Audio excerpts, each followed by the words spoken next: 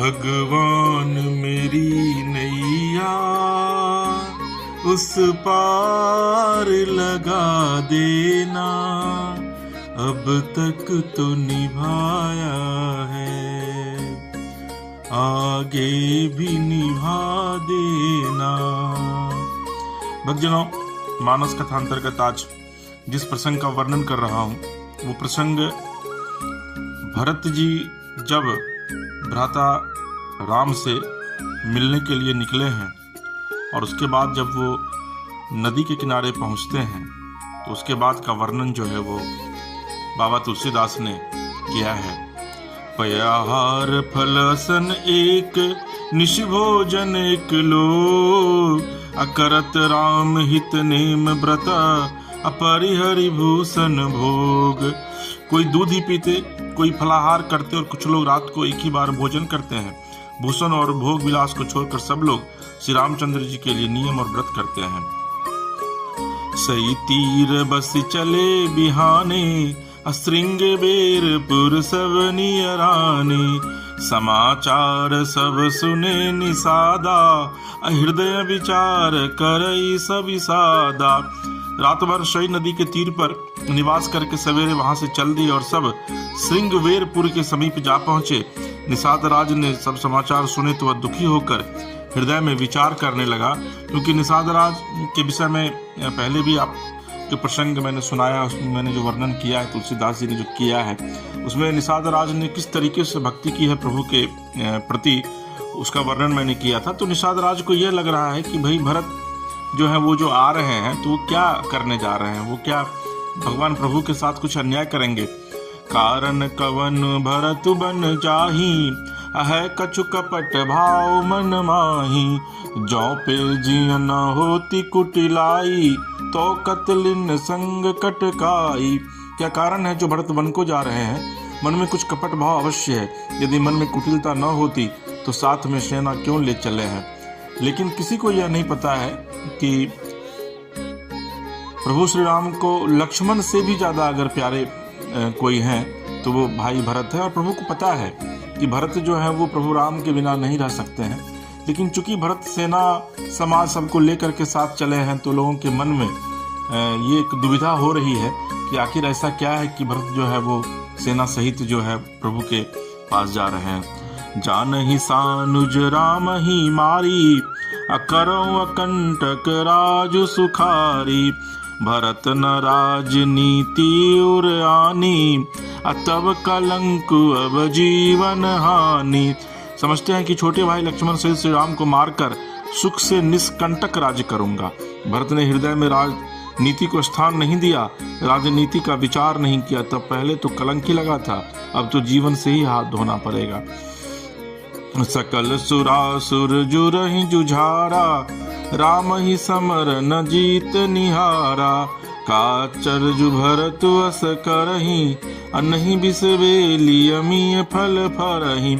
संपूर्ण देवता और दैत्य वीर जुट जाए तो भी श्री राम जी को रण में जीतने वाला कोई नहीं है।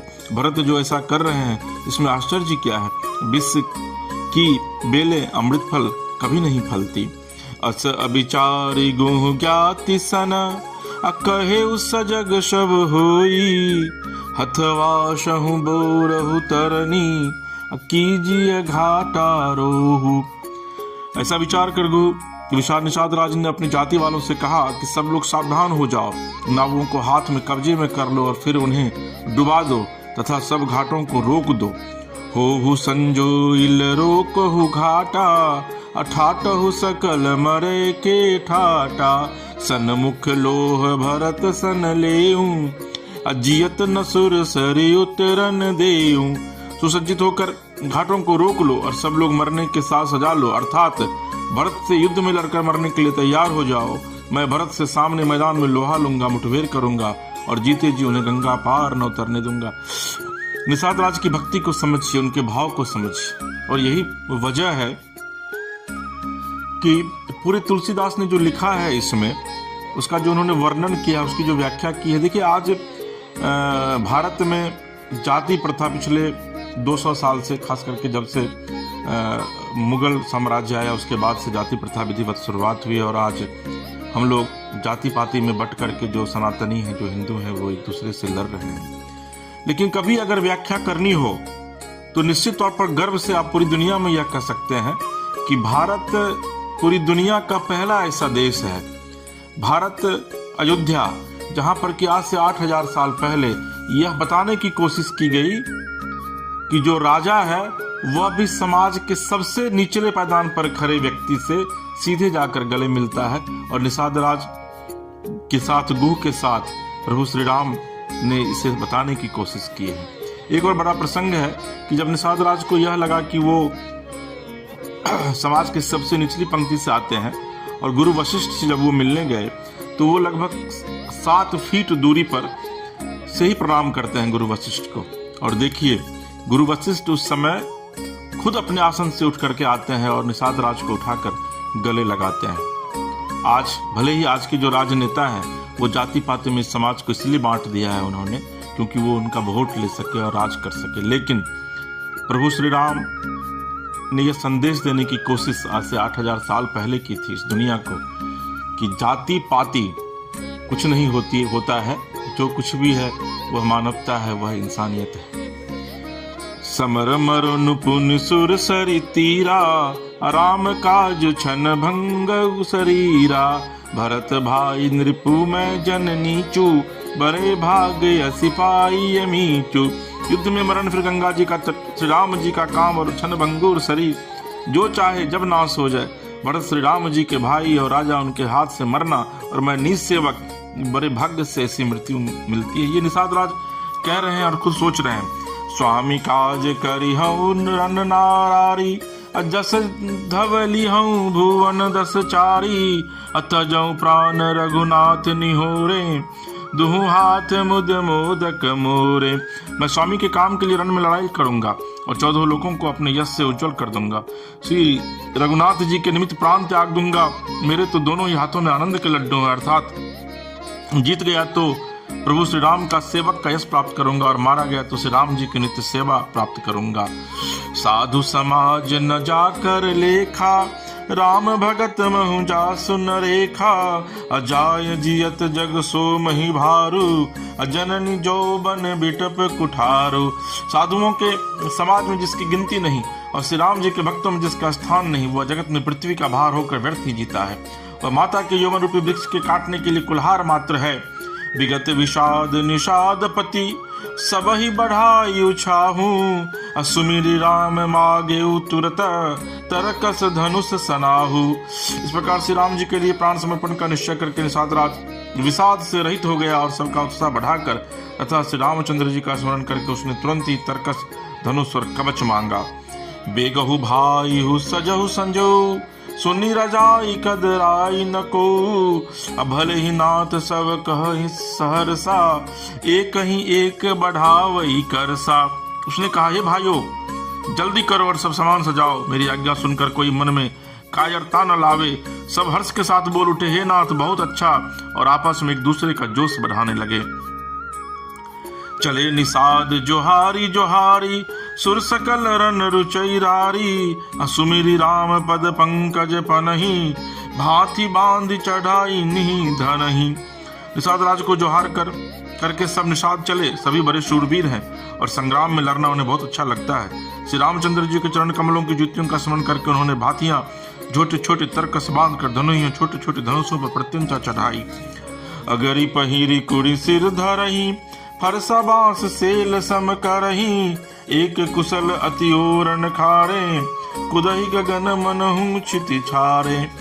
कवच पहनकर सिर पर लोहे का टोप रखते हैं और फरसे से भाले तथा बर्छों को सीधा कर रहे हैं, सुधार रहे हैं। कोई तलवार के वार रोकने में तंति कुशल है, वो ऐसे उमंग में भरे हैं मानो धरती छोड़कर आकाश में कूद रहे हो, उछल रहे हो।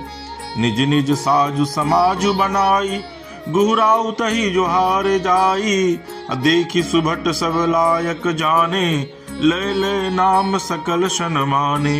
अपना अपना साथ समाज लड़ाई का सामान और दल बनाकर उन्होंने जाकर निषाद राज गुह को जोहार की। निषाद राज ने सुंदर योद्धाओं को देखकर सबको योग्य जाना और नाम ले लेकर सबका सम्मान किया। भाई उलावहु धोख जनी, आजु काज बर मोही, असुनि सरोस बोले सुभट, वीर अधीर न होई। उसने कहा, हे भाई, धोखा न लाना, अर्थात मरने से न घबराना, आज मेरा बड़ा भारी काम है। यह सुनकर सब योद्धा बड़े जोश के साथ बोल उठे, हे वीर, अधीर मत हो, राम प्रताप नाथ बल तोरे, अकरहि कटक बिनु भट बिनु घोरे, जीवत पाऊ न पाछे धरहि, रुंड मुंड मय मेदिनी करहि। हे नाथ, श्री रामचंद्र जी के प्रताप से और आपके बल से हम लोग भरत की सेना को बिना वीर और बिना घोड़े की कर देंगे। एक एक वीर और एक एक घोड़े को मार डालेंगे, जीते जी पीछे पांव न रखेंगे, पृथ्वी को रुंड मुंडमयी कर देंगे, सिर और धरों से छा देंगे। दिख निषाद नाथ भल टोलू, कहे बजाओ जुझाओ ढोलू, इतना कहत छींक भई बाए, कहे सगुनी खेत सुहाए। निषाद राज ने वीरों का बढ़िया दल देख कर कहा, जुझाओ, लड़ाई का ढोल बजाओ। इतना कहते ही बाईं ओर छींक हुई। शकुन विचारने वालों ने कहा कि खेत सुंदर है, जीत होगी। बुढ़ू एक कह सगुन विचारी, अब भरत ही मिली न होई हिरारी, राम ही भरत मनावन जाही, असगुन कही अस विग्रह नाही। एक बूढ़े ने शकुन विचार कर कहा, भरत से मिल लीजिए, उनसे लड़ाई नहीं होगी, भरत से रामचंद्र जी को मनाने जा रहे हैं। शकुन ऐसा कह रहा है कि विरोध नहीं है। सुनि गुह कहि नीक कह बूढ़ा, सहसा करी पछताई विमूढ़ा, भरत स्वभाव सिलु बिनु बूझे, बड़ी हित हानि जानी बिनु जूझे। यह सुनकर साथ राजगुह ने कहा, बूढ़ा ठीक कह रहा है, जल्दी में बिना विचारे कोई काम करके मूर्ख लोग पछताते हैं। भरत जी का शील स्वभाव बिना समझे और बिना जाने युद्ध करने में हित की बहुत बड़ी हानि है। गहु घाट भट समिट सब ले मरम मिल जाई, अब बुझी मित्र अरि मध्य गति, तस तब करी हूँ आई। अतएव हे वीरो, तुम लोग इकट्ठे होकर सब घाटों को रोक लो, मैं जाकर भरत जी से मिलकर उनका भेद लेता हूँ। उनका भाव मित्र का है या शत्रु का या उदासीन का, यह जानकर तब आकर वैसा उसके अनुसार प्रबंध करूंगा। लखब स्नेहु सुभाए सुहाए, बैरु प्रीति नहीं दूरई दुराए, अस कहीं भेंट संजोवन लागे, कंद मूल फल खग मृग मागे। उनके सुंदर स्वभाव से मैं उनके स्नेह को पहचान लूंगा, वैर और प्रेम छिपाने से नहीं छिपते। ऐसा कहकर वह भेंट का सामान सजाने लगा। उसने कंद मूल फल पक्षी और हिरण मंगवाए।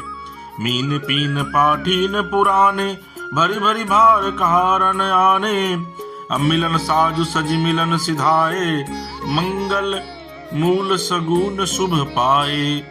कहार लोग पुराने मोटी पहिना नामक मछलियों के भार भर भर कर लाए। भेंट का सामान सजाकर मिलने के लिए चले तो मंगलदायक शुभ शकुन मिले। देखिए, यहाँ भी एक बड़ा प्रसंग है कि भगवान राम तो चूंकि नारायण के अवतार हैं, वैष्णव थे वो, लेकिन देखिए यहाँ पर मछली को भी मंगाया गया है। यानी कि भरत जी भी जो आ रहे हैं प्रभु से मिलने के लिए, तो वो भी कहार में मछली लेकर के आ रहे हैं।